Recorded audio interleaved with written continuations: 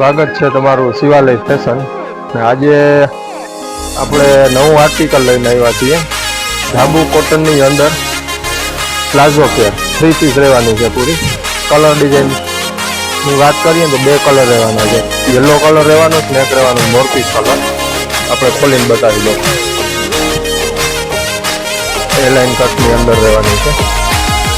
પ્લાઝોની વાત કરીએ તો ધાબુ કોટન પ્લાઝો રહેવાનો દુપટ્ટો પ્યોર આખો એનો ડિઝાઇન સાથે આખો દુપટ્ટો આવવાનો